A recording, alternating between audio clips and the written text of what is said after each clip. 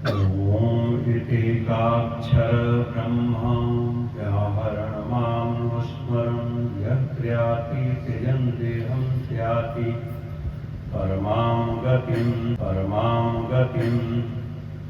मामुपेत्य पुनर्जन्म दुःखालयमशाश्वतं नाप्नुवन्ति महात्मनः संसिद्धि परमां गतिं। बोल श्री गुरु महाराज की जय। प्रभु प्रेमियों, आज हमारे गुरु घर में एक संत का ब्रह्मलीन होना व्यवहारिक दृष्टि से क्षति मानी जाती है, लेकिन संत दरबार में सबसे ज्यादा खुशी का वही दिन होता है जो गुरु महाराज जी के सुमिरन करता हुआ शरीर का त्याग करता है। परम महाराज जी कहते थे कि जो संत, जो सेवक सेवा करते करते शरीर का त्याग करता है तो समझो को जीवन भक्ति में निर्वाह कर दिया। आज इस मन का कोई भरोसा नहीं कि किस क्षण क्या धोखा देगा। एक संत शरीर का त्याग किए तो त्यागने से पूर्व उनके शिष्य मंडली सामने बैठी थी। बोले, महाराज आप निर्वाण पद को प्राप्त कर गए, इसकी क्या पहचान है? हम कैसे मानेंगे कि आप उस ब्रह्मलोक को चले गए जहां पर जाकर इस दुखों के संसार में नहीं आना पड़ता? बोले, जब मैं शरीर का त्याग करूंगा तो घड़ियाल, घंट, शंख बजेगा आकाश में। उस ध्वनि को सुन सको तो सुन लेना, समझ जाना कि देवलोक में हमारा स्वागत हुआ, एंट्री हुई। आषाढ़ का महीना था, गर्मी में उमस थी। महाराज जी ने कहा कि मेरी चारपाई उस आम के घने बगीचा में ले चलो जहां छाया भी है और थोड़ी हवा भी है। उस बागीचा में पीछे पलंग पर सो गए, लेटे, और लेटे लेटे उनकी दृष्टि ऊपर गई। ऊपर, ठीक ऊपर एक पका हुआ पीले रंग का आम था। सुमिरन करते ही कमरे से बाहर निकले, सुमिरन करते हुए चारपाई पर लेटे, क्योंकि उनको मालूम हो गया था कि मैंने अब शरीर का त्याग करना है। मौत भी अचानक नहीं आती, वो भी कुछ न कुछ सूचना देती है। जैसे एकदम अंधेरी रात थोड़े न होती, पहले सूर्य की तपस कम होती है, लालिमा होती है, बेल डूबता है, धीरे धीरे सूर्य दिखता है, फिर अस्ताचल हो जाता है। क्यों? क्या अब एकदम उसका ठंडा आ जाएगी? धीरे धीरे गर्मी जा रही है, ठंडा मौसम आ रहा है। एकदम बुढ़ापा भी नहीं आती है, बचपना गई, जवानी जा रहा है, बुढ़ापा आ रहा है। ठीक ऐसी मृत्यु भी अचानक नहीं आती, धीरे धीरे आती। बहुत सारे उसके लक्षण हैं। न होना, आंख में ऐसे करो तो चमक न होना, दिनों के हिसाब से मृत्यु की गणना की पहचान होती है, ऐसा शास्त्रों में लिखा है। महाराज, लेकिन मन की गति क्या है? बड़ा प्रबल है। उस पलंग पर सोए, सीधे आम दिखा। संगात संजायते कामः, संगति से कामना, इच्छा पैदा होती है। तो उनकी चित्त वृत्ति की संगति उस आम से हो गया। और एक क्षण के सुमिरन से मन हट करके उस आम में चला गया और आम की इच्छा हुई, काशी आम मुझे मिलता तो कितना अच्छा था। इतने में प्राणांत हो गया। घड़ियाल घंट शंख कुछ नहीं बजा। सारे भक्त शोकाकुल हो गए। तेरे गुरु महाराज जी के तो गति हुई नहीं। इतने में एक दूसरे श्रोत्रिय ब्रह्मनिष्ठ साधक आए और सही सत्य की पहचान क्या हो, गोरी में भी खुश रहे और सोने के सिंहासन पर भी खुश रहे। बहुत खाने को मिल जाए तब भी खुश रहे, नमक रोटी मिल जाए तब भी खुश रहे। संतुष्ट सततम योगी यतात्मा दृढ़ निश्चया। अब ये स्थिति दूसरा कोई जान नहीं सकता है, क्योंकि मन स्थिति है ना। साधना में, आराधना में आप कितने ऊंचे हैं इसका सर्टिफिकेट कोई नहीं दे सकता। ये सर्टिफिकेट आपको कितना ज्ञान है, कितना वैराग्य है, ये आप अपने हृदय को टटोल के देखो, है कि ये बताने की चीज है। ये स्वतः अपनी स्फूर्ति। आपकी तबीयत कैसी है ये स्वयं की फीलिंग होती है। संत आए, उन्होंने कहा तुम संत उदास होके बैठे हो, ये क्या बात? बोले महाराज मेरे गुरु महाराज ने शरीर छोड़ दिया। तो छोड़ देना, शरीर तो रखे, जिसकी सेवा करते हो संभाल कर रखो। छोड़ के ही गए हैं ना, लेके तो नहीं कुछ गए। आप किसी के घर रिश्तेदारी में जाओ, पलंग पर सो, बिस्तरा अच्छा है, पंखा अच्छा है और छोड़ के चले जाओ। अगर एक चादर ले जाओगे तो कैसा लगेगा? बड़ा भूखा आदमी है। छोड़ के जाना भी अच्छा है। परमात्मा के इस संसार में ऐसा विधान है कि यहां से कोई कुछ लेकर नहीं जा सकता। इसमें जो कमाई है वो लेके जा सकते हो। जैसे एक विद्यार्थी जिस किताब को खरीदा है, पढ़ा है, संभाला है, क्या पेपर में लेके जा सकता है? परीक्षालय में नहीं लेके। नहीं सर, मैंने तो बहुत पैसे खरीद के लिए नहीं। इसमें से जो इसमें भर रखा है ना, किताब से जो रट के गुरुजनों के लेक्चर सुन के जो मेमोरी में तुमने सेव कर दिया, वो चीज लेकर जाओ। क्योंकि परीक्षा किताब की नहीं है, परीक्षा तेरे खोपड़ी की है। और इस खोपड़ी में जो मन बुद्धि चित्त अहंकार है, उसमें क्या संस्कार भरा पड़ा है, वो तुम विद्यालय में ले जाओ, पेपर देखो, लिख दो, पास हो जाओ। लेकिन कॉपी पेंसिल मास्टर माँ बाप कोई विद्यालय में नहीं जा सकता, मल्ली तुम जा सकते हो। ठीक है कि संत ने कहा यार छोड़ के गए हैं, इसमें दुख मनाने की क्या चीज है? नहीं महाराज, उनका वचन आज तक कोई असत्य नहीं हुआ, आज झूठा नजर आ रहा। बोले नहीं, उनका वचन झूठ नहीं हो सकता, मैं जानता हूं। बोले कहां ले गए? बोले इस पलंग पर। बोले दूसरा पलंग लगाओ, ठीक उसी जगह लगाओ, जैसे लेटे थे मुझे बताओ, जिस मुद्रा में थे वो मुझे बताओ। और आंख खुली थी महाराज, ऊपर को कुछ देख रहे थे, इसी बीच में उनका शरीरांत हो गया। महाराज वो आगंतुक संत उसी मुद्रा में लेटा, उनकी दृष्टि भी उस आम पर पड़ी, आम का आकर्षण आकर्षित किया। बोले हो तेरे गुरु जी यहीं पर अटकते हैं, जाते रहे थे ऊपर, उस आम को तोड़ कर लाओ।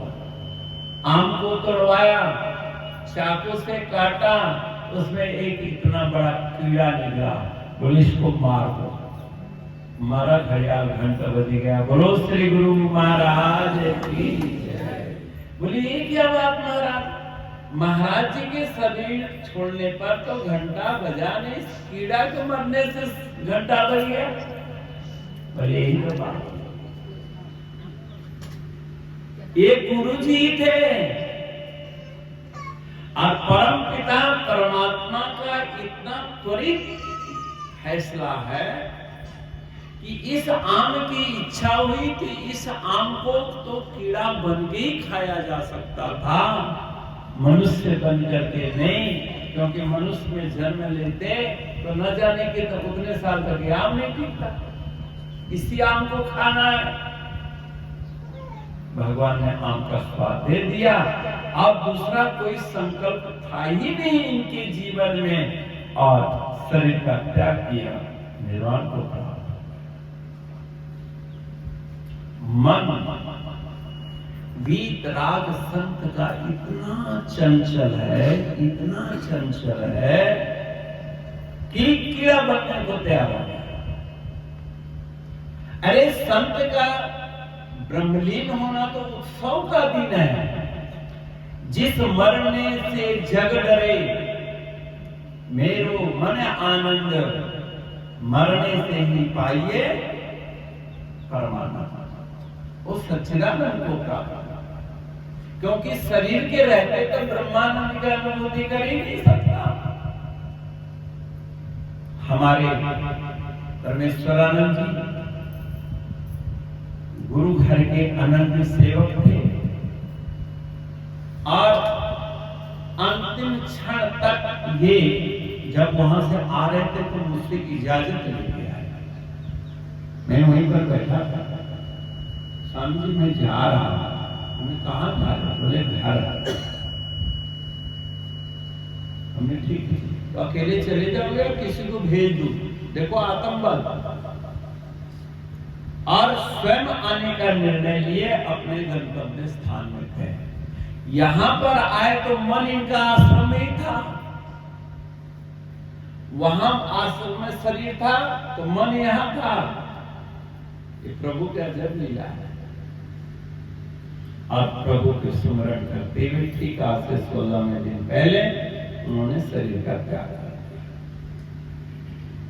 मेरे को खबर लगी, बड़ा अफसोस हुआ। उनका वो हंसता हुआ चेहरा, मैं तो उनको कहता था आप मेरे प्रभु जी, प्रभु जी मेरे अब गुण चित ना धरो। मैं एक पंक्ति उनको सुना, प्रभु जी मेरे। बोले नहीं मैं ऐसा प्रभु थोड़े हूँ, ये मेरा नाम है। अच्छा है ना, माँ बाप ने कितना सुंदर नाम रखा। इसलिए अपने बच्चों को देव नाम से संबोधित करो, कोई ना कोई उस नाम का अर्थ देवत्व में हो। तो आज मुझे उनकी श्रद्धांजलि के लिए इतना दूर से आना पड़ा। मैं तहे दिल से उनको श्रद्धा सुमन अर्पित करता हूं। उनका जीवन सर्वविध सफल हुआ। ब्रह्मचर्य में भी वो रहे, गृहस्थ में भी वो रहे, और वानप्रस्थ और सन्यास, सफेद कपड़ों में उन्होंने काफी दिन तक लाइब्रेरी की सेवा करी। और परम पूज्य बाबा ब्रह्मलीन तुरानंद जी के आशीर्वाद से उनको सन्यास वस्त्र दिया गया और अंत में सेवा करते करते इस शरीर का परित्याग कर उन्होंने अपना जीवन सन्यास में निभा दिया। बहुत लोग सन्यास कपड़ा भी बदल लेते हैं, ऐसा मन चंचल होता है। नहीं, बहुत बड़ा अपराध होता है। तो प्रभु जी की आत्म शांति तो क्या देनी है, वो तो स्वयं में आत्मस्थ थे।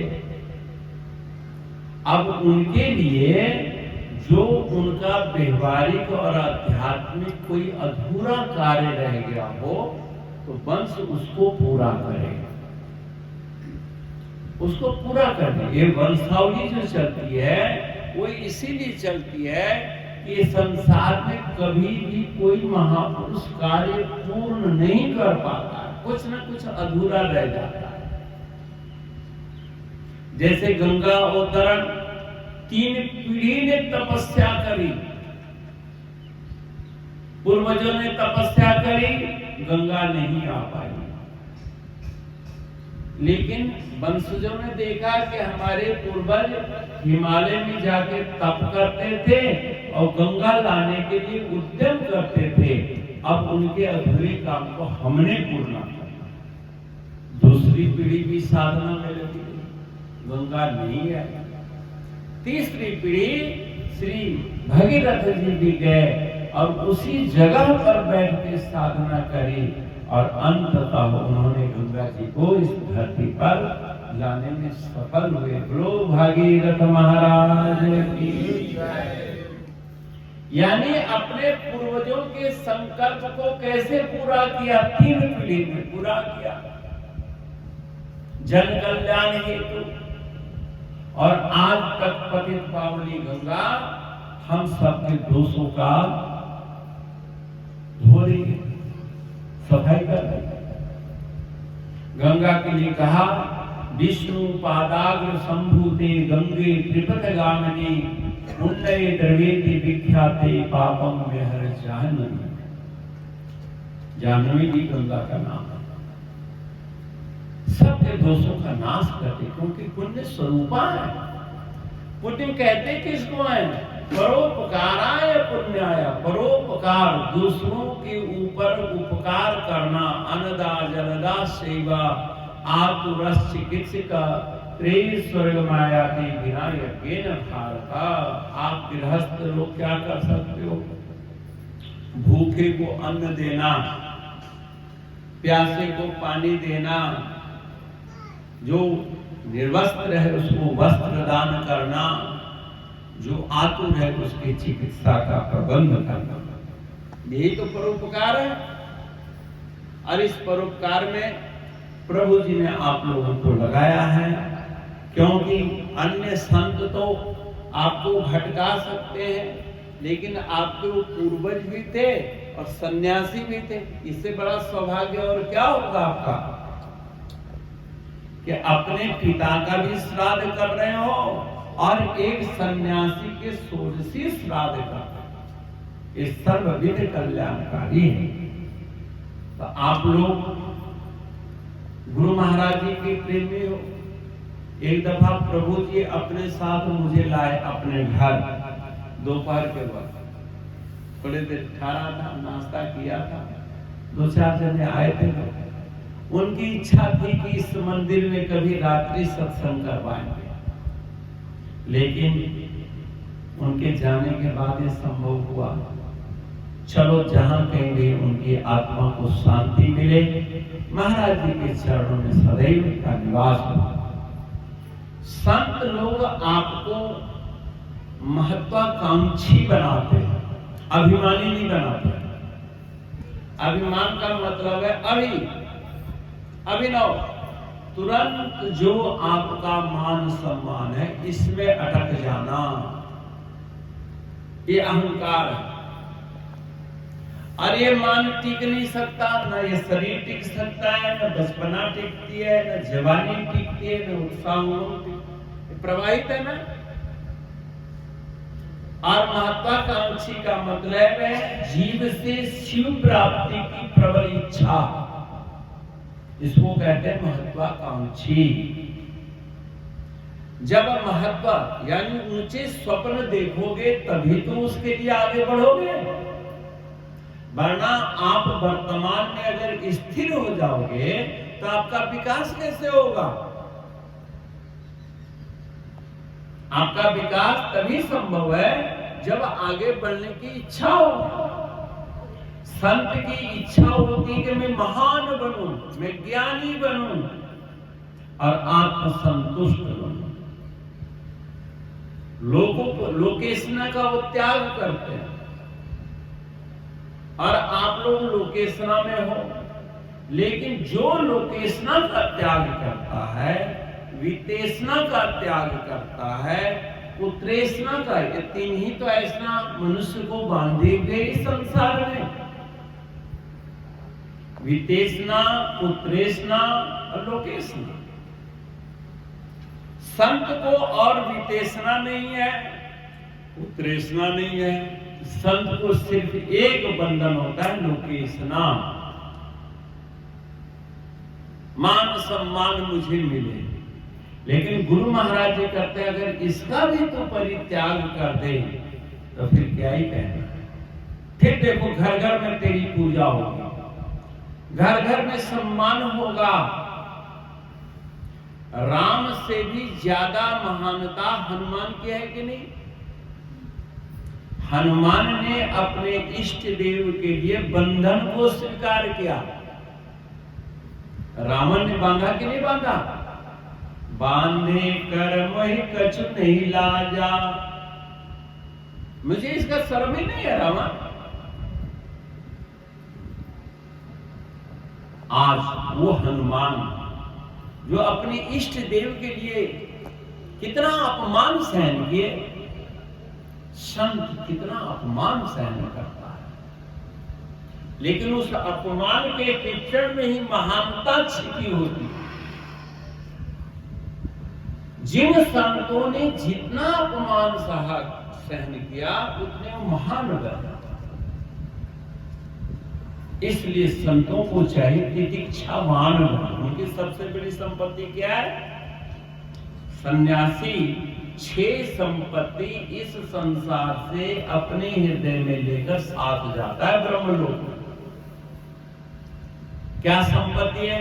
आपकी संपत्ति बैंक में रह जाएगा, आपकी संपत्ति धरती में रह जाएगी, आपकी संपत्ति को चोर चुरा सकता है, बेटा बेटी छीन सकते हैं, और न छीने तो छूट जाएगा। लेकिन सन्यासी ये आप भी संपत्ति ले सकते, जो गृहस्थ हो आप भी ये संपत्ति ले सकते। सम, दम, तितिक्षा, कुप्रति, श्रद्धा और समाधान, ये षष्ठ संपत्ति है जो हर सन्यासी को, हर मानव को अपने हृदय में धारण करना चाहिए। यानी मन को स्थिर रखे, मान अपमान में, उन्नति और अवनति दोनों में सम रहे। जैसे राम राज तिलक मिला, कल राजगद्दी मिलेगी तो बहुत हर्षित नहीं हुए। सुबह वनवास मिला तो हतोत्साहित नहीं रहे, दोनों में सम। लिहाजा वो जहां रहे वो प्रसन्न रहे, खुश रहे। और द्वंद्व तो राजमहल में भी आया। जब राजगद्दी पर बैठे तब भी ताना देने वालों ने दिया कि नहीं दिया? जंगल में ही ताना मिलता हुआ ऐसा नहीं है, राजमहल में भी मिलता है। लेकिन उसमें भी सम रहे श्री राम। ऐसे एक सन्यासी पुरुष को मान सम्मान में सम रहे। समत्वम युग उच्यते। दम, दम का मतलब है अपनी इच्छाओं को रोकना, ब्रेक लगाना, दम संपत्ति है। तितिक्षा, दुख सुख मान अपमान जस अपजस को सहर्ष झेल लेना। इसमें हमारे दरबार के परम पूज्य बाबा भास्करानंद जी महाराज जो थे, तितिक्षा की मूर्ति थी, तितिक्षा की मूर्ति। और जब जब व्यवहारिक समस्या आई तो नए नए आश्रमों का निर्माण हुआ। परम पुरी की सेवा से कुछ दिन के लिए बाहर गए तो मोरडेरी आश्रम बन गया, सासाराम कुटिया बन गई, मकराइन का भी उसी समय बुनियाद रखा गया रामानंद जी के। संत विक्षिप्त नहीं होते, तितिक्षा, उप्रति, क्योंकि तितिक्षा मतलब आपके मन के विरुद्ध कार्य होगा तो दुख तो होगा ही। बेवजह जैसे बाहर से ठंड आएगी तो क्या आपको ठंड नहीं लगेगी? गर्मी है तो गर्मी लग रही, लेकिन इस गर्मी में प्रसन्न रहना ये बहुत बड़ी चीज है। तो तितिक्षा के बाद आता है उपरति, उपराम हो जाओ, जैसे कोई गाली दे ही नहीं रहा हो, कोई अपमान कर ही न रहा हो, तटस्थ हो जाए। ये उपरति के बगैर संभव नहीं। उपरति के बाद फिर श्रद्धा, फिर सेवा का संयोग मिले तो पूर्ण उत्साह उमंग से सेवा में डट जाओ, श्रद्धा। उसके बाद आता है समाधान, जीवन का संपूर्ण जो परेशानियां हैं वो समाधित हो जाती हैं और निज रूप में वो मुमुक्षत्व को प्राप्त हो जाता है, मोक्ष को सिद्ध कर लेता है।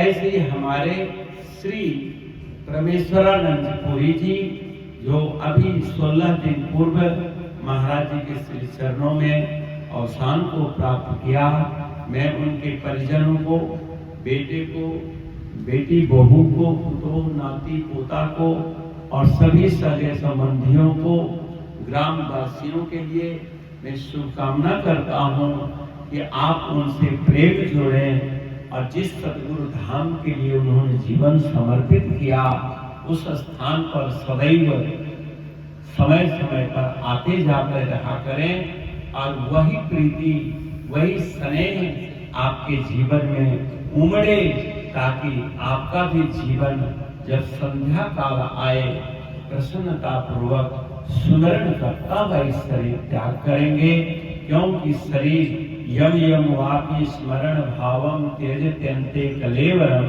तम तमैवेति कौन्तेय सदा तद भाव भाविता। जिन जिन भावों को सुमरण करता हुआ मनुष्य शरीर का त्याग करता है उन भावों को प्राप्त होता है और अंत समय में वही संकल्प जगता है जिसको जीवन में बार बार किए रहता है।